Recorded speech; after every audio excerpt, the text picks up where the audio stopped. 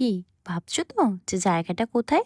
তবে চলো, অনেক তো হলো পাহাড়, এবার তোমাদের সমুদ্রে গল্প করি। আমি আর সৈকত 2 নাইটস 3 ডেজের জন্য চলে গেছিলাম মন্দারমণি, আর তার জন্য স্প্ল্যানেট থেকে ধরেছিলাম রায়পুর ক্রুজার ভলভো বাস, এবং সেখান থেকে গেছিলাম চাউলখোলা, দেন অটো ও টোটো করে মন্দারমণি। অন্যান্য টাইমে যেহেতু বাড়ি থেকে আমরা গাড়ি করে যাই, তাই সেভাবে স্টোরি শেয়ার করা হয় না, বাট এবারে চলো শেয়ার করি।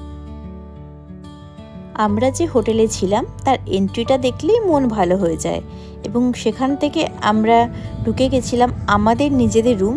যার রুমের এন্ট্রিটাও দেখো এত সুন্দর ডেকোরেশন করা, এবং রুমে ঢোকার পর ভাবলাম এটা আমি কোথায় এসেছি, পুরুলিয়া, বাঁকুড়া, বিষ্ণুপুর না কোথায়, কিন্তু না, কোনোটাই না। যার প্রতিটা কর্নার অথবা প্রতিটা ওয়াল যেন কোনো গল্প বলে। সাথে ছিল একটা অ্যাটাচড ব্যালকনি। আমরা যেহেতু খুব টায়ার্ড ছিলাম, তাই গিয়েই ফ্রেশ হয়ে লাঞ্চ করে নিয়েছিলাম, এবং হ্যাঁ, সুইটসগুলো কিন্তু ওনাদের নিজেদের তৈরি। তারপর চলে গেছিলাম সেই ফেমাস ওনাদের নিজেদের প্রাইভেট সিটিং এরিয়া আর বিচ সাইড যে ডাইনিং এরিয়া, যেটা মেনলি আমি ইনস্টাগ্রাম আর ইউটিউব দেখে এসেছিলাম, এবং মেনলি ওই রিজনে আমি হোটেলটা বুক করেছিলাম।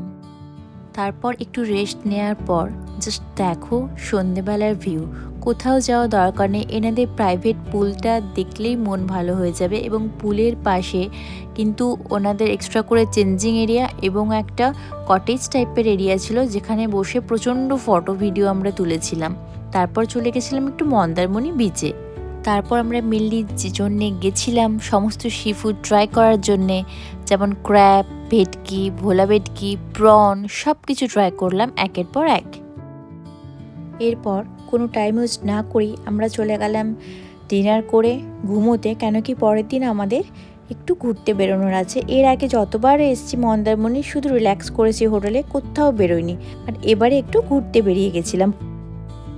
ফার্স্টে আমরা গেছিলাম মোহনায়। যখন আমরা যাই, ওখানে সি বিচের ওপর যখন সানরাইজ হয়েছিল খুব সুন্দর লাগছিল, বাট দেন আমরা শঙ্করপুর হয়ে চলে যাই তাজপুরে গিয়ে এত সুন্দর দেখে আমি আর সৈকত কিছু ভিডিও এবং আমি কিছু রিলস বানিয়ে নিই। ওখানে কেউ ছিল না বলে স্ট্যান্ডে করে সমস্ত রিলসগুলো আমি করেছি। তো যাই হোক, দেন এইসব করতে করতে তারপর তো শাকে খাওয়াটা তো আছেই, দেন আস্তে আস্তে করে সন্ধে হয়ে গেল। দেন সানসেটের ভিউটা জাস্ট দেখো, মেসমেরাইজিং।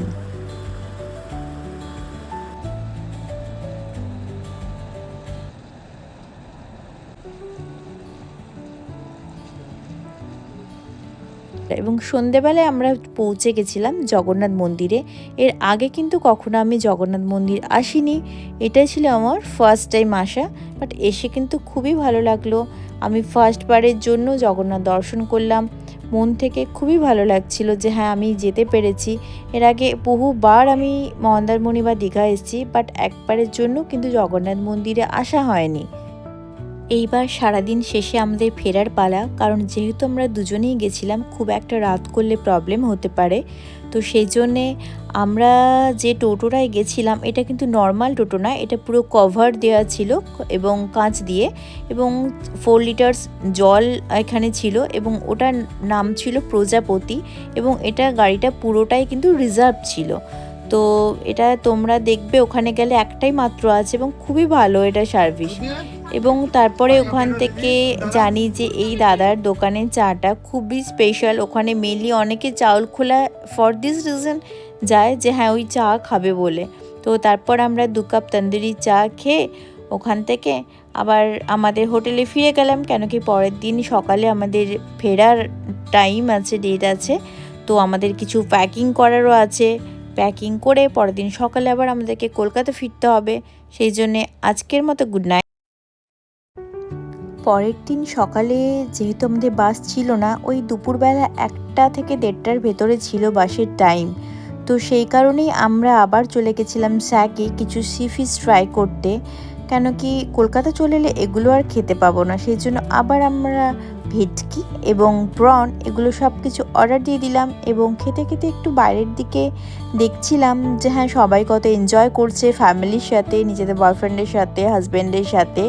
তো যাই হোক, আগে কিন্তু শ্যাকগুলো এত সুন্দর সাজানো ছিল না, এখন গাছ দিয়ে খুব সুন্দর সাজিয়েছে।